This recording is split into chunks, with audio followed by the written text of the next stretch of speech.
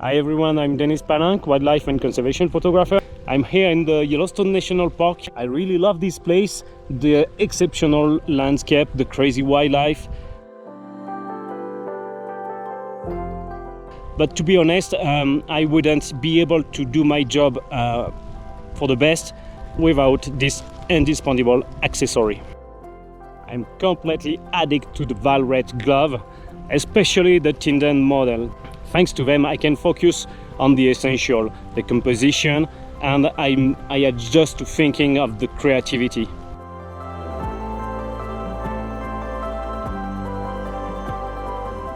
So now it's time to get back to photography, and see you and stay safe.